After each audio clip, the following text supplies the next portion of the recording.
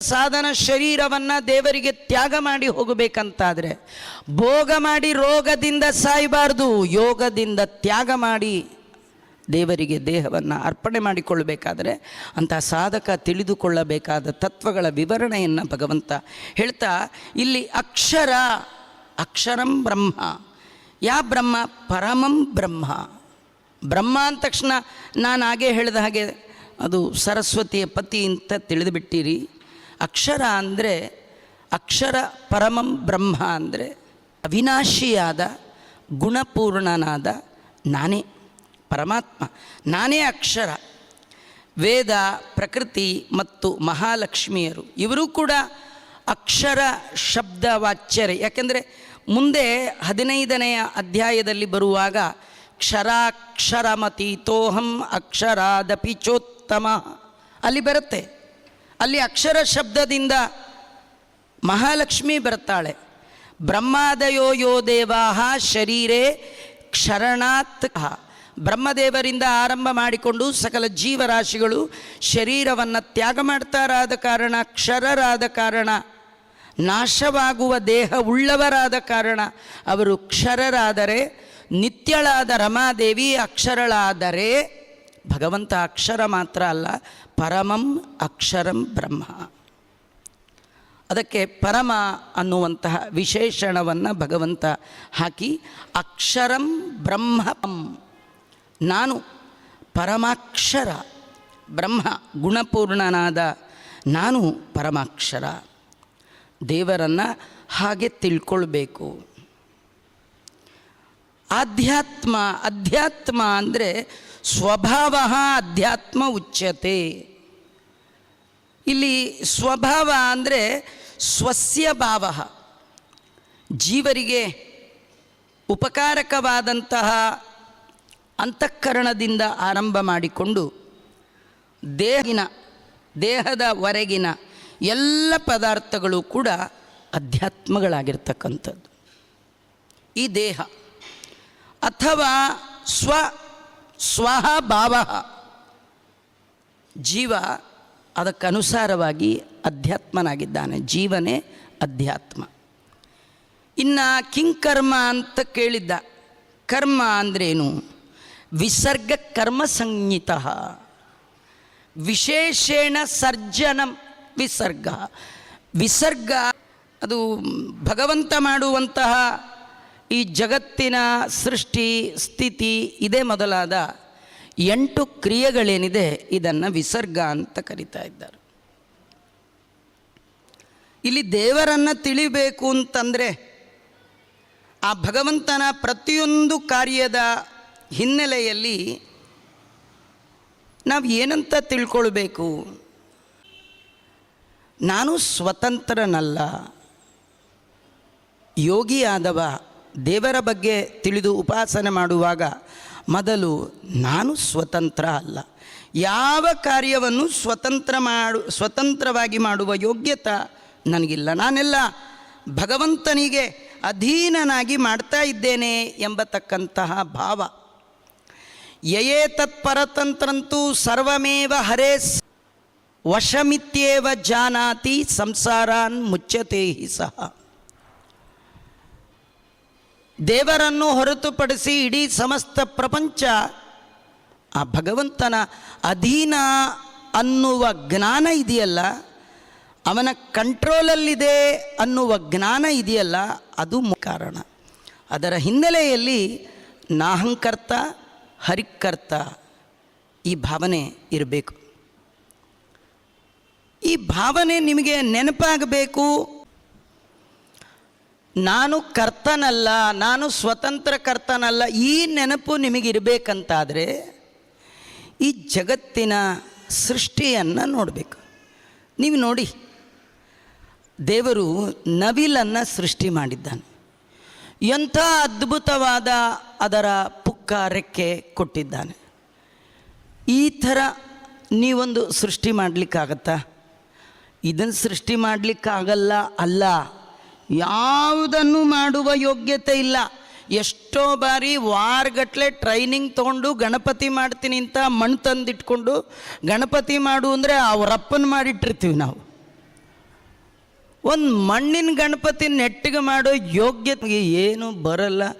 Daily 25-30 ವರ್ಷದಿಂದ ಮಾಡುವ ಅನ್ನ ಸಾರು ಕಾಫಿ ತಿಂಡಿನೇ ಒಂದೇ ರೀತಿ ಮಾಡುವ ಯೋಗ್ಯತೆ ಇಲ್ಲ. ಅದೇ ಸೇಮ್ ಉಪ್ಪು, ಅದೇ ಖಾರ, ಅದೇ ಹುಳಿ, ಅದೇ ಇದ್ದರೂ ಡೈಲಿ ಒಂದೇ ಟೇಸ್ಟ್ ಮಾಡಲಿಕ್ಕೆ ಬರುತ್ತಾ? ಒಂದೇ ಟೇಸ್ಟ್ ಎಕ್ಸ್ಪೆಕ್ಟ್ ಮಾಡಿದ್ರೆ ಮನೆಯವರು ಬೈತಾರೆ. ಏನೋ ಒಂದಿನ ಹೆಚ್ಚು ಕಮ್ಮಿ ತಿನ್ನಿರಿ. ನೋಡಿ, ದೇವರು ಒಂದೇ ಒಂದು ಹುಲಿಗೂ ಕೂಡ ಬೇರೆ ವ್ಯತ್ಯಾಸ ಮಾಡಿ, ಎಲ್ಲ ಹುಲಿಗಳು ಒಂಥರ, ಎಲ್ಲ ನವಿಲುಗಳು ಒಂಥರ, ಎಲ್ಲ ಗಿಣಿಗಳಿಗೆ ಹಸಿರು ಬಾಡಿ ಕೆಂಪು ಕೊಕ್ಕು. ಏನು ಅದ್ಭುತ, ಏನು ಅದ್ಭುತ. ಇಷ್ಟೇ ಅಲ್ಲ ರೀ, ಇನ್ನೂ ಒಂದು ನಿಮಗೆ ಆಶ್ಚರ್ಯ, ಗಿಣಿಗೆ ಹಸಿರಿದೆ, ಮೂತಿ ಕೆಂಪಿದೆಯಲ್ಲ, ಅದು ಎಂದೂ ಜೀವನದಲ್ಲಿ ಬಣ್ಣ ಹೋಯಿತು ಬಣ್ಣ ಹಾಕಿಸ್ಕೊಳ್ಬೇಕು ಅಂತ ಹೋಗೋದೇ ಇಲ್ಲ. ಬಣ್ಣ ಹೋಯಿತು ಅಂತ ಬಣ್ಣ ಹಾಕಿಸ್ಕೊಳ್ಳೋರು ಏನಿದ್ರು ನಾವೇ. ಹೌದಾ? ಏನು ಅದ್ಭುತ, ಅದೇನು ಪೇಂಟಿಂಗ್ ಮಾಡಿ ಕಳಿಸಿದಾನೋ ಗಿಣಿನ, ಏನು ಕಥೆಯೋ. ಅದನ್ನು ನೋಡಿದಾಗ ನಿಮಗೆ ಅರಿವಿಗೆ ಬರಬೇಕು, ಅವನ ಸ್ವಾತಂತ್ರ್ಯ, ಅವನ ಯೋಗ್ಯತೆ ನಮಗೆ ಬರೋಲ್ಲ. ಈ ನೆನಪು ಬರಬೇಕಂದ್ರೆ ಸೃಷ್ಟಿ ಮಾಡಿದ ಆ ಭಗವಂತನ ಅದ್ಭುತವಾದ ಸಾಮರ್ಥ್ಯದ ನೆನಪು ಸಾಧಕನಿಗೆ ಯಾವಾಗಲೂ ಅತ್ಯವಶ್ಯಕ. ಆ ನೆನಪು ಬಂದರೆ ಏನಾಗತ್ತೆ ಗೊತ್ತಾ? ನಿಮಗೆ ಅಹಂಕಾರ ಬರಲ್ಲ.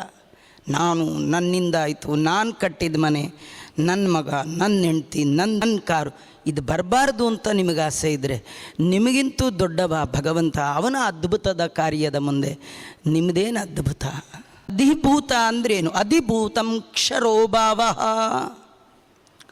ಈ ಪೃಥ್ವಿ, ಅಪ್ಪು, ತೇಜಸ್ಸು ಮೊದಲಾದ ಭೌತಿಕ ಪದಾರ್ಥಗಳೇನಿದೆ ಜೀವನಿಗೆ ಉಪಕಾರವಾಗಿದ್ದು ಉತ್ಪತ್ತಿ ಮತ್ತು ನಾಶವನ್ನು ಉಳ್ಳಂತಹ ಪೃಥ್ವಿ ಮೊದಲಾದ ಪದಾರ್ಥಗಳೇ ಅಧಿಭೂತ. ಪರಮಾತ್ಮ ದೇವರು ನಿತ್ಯ, ಶಾಶ್ವತ, ಚ್ಯುತಿರಹಿತ ಅನ್ನುವ ಜ್ಞಾನ ಎಷ್ಟು ಮುಖ್ಯವೋ ಅದರ ಜೊತೆಗೆ ಈ ಪೃಥ್ವಿ ಮೊದಲಾದದ್ದು ಅನಿತ್ಯ ಅನ್ನೋದರ ನೆನಪು ಬೇಕು.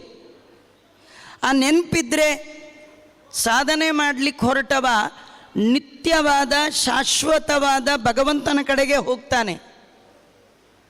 ಅನಿತ್ಯವಾದ ಪದಾರ್ಥಗಳನ್ನು ತೆಗೆದುಕೊಳ್ಳಲಿಕ್ಕೆ ಹೋಗೋಲ್ಲ, ಅದರ ಕಡೆಗೆ ಮನಸ್ಸು ಮಾಡೋಲ್ಲ. ನೀವು ಭೌತಿಕವಾದ ಸುಖ ಸಂಪತ್ತು ಎಷ್ಟು ಸೂರೆ ಮಾಡಿ ಮನೆಗೆ ತಂದು ಹಾಕಿದ್ರು ಅದು ನಿಮ್ಮ ಒಟ್ಟಿಗೆ ಬರೋಲ್ಲ ಅನ್ನುವ ವಿವೇಕ ಬಂದಾಗ ನಮ್ಮ ಒಟ್ಟಿಗೆ ಅದು ಆ ಭಗವಂತನ ಅನುಗ್ರಹ. ಆದ್ದರಿಂದ ದೇವರನ್ನು ಹೊಂದುವ ಪ್ರಯತ್ನ ಮಾಡೋಣ ಅಂತ ಹೇಳಿ ವಿಷಯಕ್ಕೆ ಬೆನ್ನು ಮಾಡಿ ಭಗವಂತನ ಕಡೆಗೆ ಹೋಗುವ ಬುದ್ಧಿ ಬರಬೇಕಾದರೆ, ದೇವರನ್ನು ಬಿಟ್ಟು ಉಳಿದೆಲ್ಲ ಪದಾರ್ಥಗಳು ಅಶಾಶ್ವತ, ಅನಿತ್ಯದ ಅರಿವು, ಅಧಿಭೂತದ ಬಗ್ಗೆ ಸರಿಯಾಗಿ ತಿಳಿದಾಗ ಮಾತ್ರ ದೇವರ ಬಗ್ಗೆ ನಮಗೆ ಒಳ್ಳೆ ಎಚ್ಚರಿಕೆ ಬರಲಿಕ್ಕೆ ಸಾಧ್ಯ. ಸಾಧಕ ಈ ಅಧಿಭೂತವನ್ನು ತಿಳಿದುಕೊಳ್ಳಬೇಕು. ಅಧಿದೈವ. ಅಧಿದೈವ ಅಂದರೆ ಈ ದೇಹವನ್ನು ಅಧಿಷ್ಠಾನ ಮಾಡಿಕೊಂಡು ಒಳಗೆ ನಿಂತು ಎಲ್ಲ ವ್ಯಾಪಾರ ಮಾಡುವಂತಹ ತತ್ವಾಭಿಮಾನಿ ದೇವತೆಗಳಿಗೆ ಒಡೆಯರಾದ ಬ್ರಹ್ಮ ಅಧಿದೈವರು. ವಾಯುದೇವರು ಕರ್ಣಾಭಿಮಾನಿಗಳ ಒಳಗೆ ವಾಯುದೇವರಿದ್ದು ಇಡೀ ದೇಹದ ಒಳಗೆ ನಿಯಾಮಕರಾಗಿದ್ದಾರೆ. ಆ ಬ್ರಹ್ಮದೇವರಿಗೆ ಅಧಿದೈವ ಅಂತ ಕರೀತಾ ಇದ್ದಾರೆ. ಇದರಿಂದ ಏನು ತಿಳ್ಕೊಂಡಂಗಾಗತ್ತೆ ಅಂದರೆ ಎಲ್ಲ ದೇವತೆಗಳು ಒಂದೇ ಅಲ್ಲ, ತಾರತಮ್ಯ ಬೇಕು. ಮನುಷ್ಯರೆಲ್ಲ ಒಂದೇ ಅಂಥೇಳಿ ನಿಮ್ಗೆ ಯಾವುದೋ ಒಂದು ಅಪ್ಲಿಕೇಶನ್ ಫಾರ್ಮ್ಗೆ ಗೆಸ್ಟೆಡ್ ಆಫೀಸರ್ ಸೈನ್ ಬೇಕಿದೆ. ನೀವು ಆಫೀಸ್ಗೆ ಹೋಗಿ ನೀವೇ ಒಂದು ಹಸಿರಿಂಕ್ ಪೆನ್ ತೊಗೊಂಡು ಹೋಗಿ ಆ P1 ಕೈಲೇ ಸೈನ್ ಮಾಡಿಸ್ಕೊಂಡು ಎಲ್ಲ ಮನುಷ್ಯರು ಒಂದೇ, ನೀವೇ ಮಾಡಿ ಸರ್ ಪರವಾಗಿಲ್ಲ ಮಾಡಿಸ್ಕೊಂಡ್ರಾಗುತ್ತಾ? ಅದು ಯಾರ ಕೈಲಿ ಮಾಡಿಸ್ಕೊಳ್ಬೇಕೋ ಅವನ ಕೈಲೇ ಮಾಡಿಸ್ಕೊಳ್ಬೇಕು. ಇಲ್ಲದೇ ಇದ್ದರೆ ಅದಕ್ಕೆ ವ್ಯಾಲ್ಯೂ ಇಲ್ಲ. ಮನುಷ್ಯ ಎಲ್ಲ ಒಂದೇ ಆದರೂ ಅವರ ವಿದ್ಯೆ, ಅವರ ಅರ್ಹತೆ, ಅವರ ಸಾಧನೆಗೆ ಹೇಗೆ ತಾರತಮ್ಯ ಇದೆ. ಹೊರಗಿರೋನು ಸೆಕ್ಯೂರಿಟಿ ಅಂತಾರೆ, ವಾಚ್ಮೆನ್ ಇರ್ತಾನೆ, ಅಲ್ಲಿ ಕ್ಲರ್ಕ್ ಇರ್ತಾನೆ, ಒಳಗೆ ಇನ್ನೊಬ್ಬಿರ್ತಾನೆ, ಒಳಗೆ ಫಸ್ಟ್ ಡಿವಿಷನ್ ಮೇಲೆ ಇನ್ನೂ ಸೂಪರಿಂಟೆಂಡೆಂಟ್ ಇರ್ತಾನೆ. ತಾರತಮ್ಯ ಎಲ್ಲ ಒಂದೇ ಅಲ್ಲ. ದೇವತೆಗಳಲ್ಲಿ ಎಲ್ಲ ಒಂದೇ ಇಲ್ಲ. ಅವರವರ ಯೋಗ್ಯತೆ, ಅವರವರ ಸಾಧನೆ. ದೇವ ದೈತ್ಯರ ತಾರತಮ್ಯವು ಪಾವಮಾನಿ ಮತಾನುಗರಿಗೆ ಕೇವಲ ಅವಶ್ಯವು. ಈ ತಾರತಮ್ಯ ಅಂತ ಏನಿದೆ ಇದು ಜಗತ್ತು ಅನಿವಾರ್ಯವಾಗಿ ಒಪ್ಪಿಕೊಳ್ಳಬೇಕಾದ ಸತ್ಯ. ಒಪ್ಪೋದು ಬಿಡೋದು ನಿಮಗೆ ಬಿಟ್ಟದ್ದು. ಒಪ್ಪಿದ್ರೆ ಒಪ್ಪ್ರಿ, ಬಿಟ್ಟರೆ ಬಿಡಿ. ಜಗದ್ಗುರು ಮಧ್ವಾಚಾರ್ಯರು ಇಡೀ ಜಗತ್ತಿನ ಜನರಿಗೆ ಹೇಳ್ತಾರೆ, ಯೂನಿವರ್ಸಲ್ ಟ್ರೂತ್ ಇದು, ತಾರತಮ್ಯವನ್ನು ಒಪ್ಕೊಳ್ಬೇಕು. ಅಲ್ಲಿ ಸ್ವಯಂ ಭಗವಂತ ಇದ್ದಾನೆ ಅಂತ ತಿಳಿಬೇಕು. ಅಧಿಯಜ್ಞೋಹಂ ಅಹಮೇವಾತ್ರ ದೇಹೇ. ಕೃಷ್ಣ ಪರಮಾತ್ಮ ಹೇಳ್ತಾನೆ, ಅಧಿಯಜ್ಞ ಯಾರಂದರೆ ನಾನೇ ಆಗಿದ್ದೇನೆ. ಈ ತತ್ವಾಭಿಮಾನಿಗಳ ಒಳಗಿದ್ದು ಅಧಿಯಜ್ಞೋಹಂ ಅಹಮೇವಾತ್ರ ದೇಹೇ ದೇಹಭೃತಾಂಬರ. ಪ್ರತಿಯೊಂದು ಜೀವಿಯ ದೇಹದ ಒಳಗಿದ್ದು ಆಯಾಯ ದೇಹವನ್ನು ನಿಯಮನ ಮಾಡುವಂತಹ ಅಧಿಯಜ್ಞ ನಾನೇ ಆಗಿದ್ದೇನೆ. ಹಿಂದೆ ಹೇಳಿದಂತೆ ಆ ದೇವತೆಗಳೆಲ್ಲ ದೇಹದ ಕಾರ್ಯ ನಡೆಸಲಿಕ್ಕೋಸ್ಕರ ಭಗವಂತ ತತ್ವಾಭಿಮಾನಿಗಳನ್ನು ಸೃಷ್ಟಿ ಮಾಡಿ ನಿಮ್ಮ ಕೆಲಸ ನೀವು ಮಾಡಿ ಅಂತ ಹೇಳ್ದ. ಅವರಂದರು, ನಮ್ಗೆ ಅವ್ಯಾವ ಕೆಲಸ ಏನೂ ಮಾಡಲಿಕ್ಕೆ ಬರಲ್ಲ ಸ್ವಾಮಿ, ನೀನು ಒಳಗೆ ನಿಂತು ಮಾಡಿಸಿದರೆ ಉಂಟು, ಇಲ್ಲದೇ ಇದ್ರೆ ಇಲ್ಲ ಅಂದಾಗ ತತ್ಸೃಷ್ಟ್ವಾ ತದೇವಾನು ಪ್ರಾವಿಶತು. ಅವರೆಲ್ಲರನ್ನ ಸೃಷ್ಟಿ ಮಾತ್ರ ಮಾಡಿದ್ದಲ್ಲ, ಅವರ ಒಳಗೆ ತಾನು ಪ್ರವಿಷ್ಟನಾಗಿ ಅವರೆಲ್ಲರನ್ನೂ ಕೂಡ ತಾನೇ ಪ್ರೇರಣೆ ಮಾಡಿದ. ಹಾಗಾಗಿ ದೇಹಗಳಲ್ಲಿ ಇದ್ದು ಸರ್ವಕರ್ಮ ಪ್ರೇರಕನಾಗಿ ನಾನಿರ್ತೇನಾದ ಕಾರಣ ನನ್ನನ್ನೇ ಯಜ್ಞ ಅಂತ ಕರೀತಾರೆ. ಮತ್ತು ಯಜ್ಞ ಭೋಕ್ತ ನಾನು. ಯಜ್ಞ ಅಂದರೆ ನೀವು ಮಾಡುವ ಎಲ್ಲ ಕರ್ಮಗಳೇ ಯಜ್ಞ. ಅಂದರೆ ಕಟ್ಟಿಗೆ ಮತ್ತು ತುಪ್ಪ, ಆಹುತಿ, ಹೊಗೆ ಇದು ಯಜ್ಞ ಅಲ್ಲ. ಯಜ ಪೂಜಾಯಾಮ್, ಪರಿಪರಿ ಕೆಲಸವು ನಿನ್ನ ಮಹಾಪೂಜೆ, ಅದೇ ಯಜ್ಞ. ಯಜ್ಞ ಭೋಕ್ತ ಅಂದರೆ ಕರ್ಮವನ್ನು ನಾನೇ ಸ್ವೀಕಾರ ಮಾಡುವವ. ನೀವೆಲ್ಲ ಮಾಡಿ ಕೃಷ್ಣಾರ್ಪಣ ಕೃಷ್ಣಾರ್ಪಣ ಕೃಷ್ಣಾರ್ಪಣ ಅಂತಿರಲ್ಲ, ಆದ್ದರಿಂದ ನನ್ನನ್ನೇ ಅಧಿಯಜ್ಞ ಅಂತಾರೆ. ಯಾಕಂದರೆ ಹಿಂದೆ 5ನೆಯ ಅಧ್ಯಾಯದಲ್ಲಿ ಹೇಳುವಾಗಲೇ ಈ ಅಧಿಯಜ್ಞದ ಬಗ್ಗೆ ನಾನು ನಿಮಗೆ ಹೇಳಿದ್ದೇನೆ, ನೆನಪು ಮಾಡಿಕೊಳ್ಳಿ ಅಂತಾನೆ. ಭೋಕ್ತಾರಂ ಯಜ್ಞ ತಪಸಾಂ ಸರ್ವಲೋಕ ಮಹೇಶ್ವರಂ ಸುಹೃದಂ ಸರ್ವಭೂತಾನಾಂ ಜ್ಞಾತ್ವಾ ಮಾಂ ಶಾಂತಿಮೃಚ್ಛತಿ.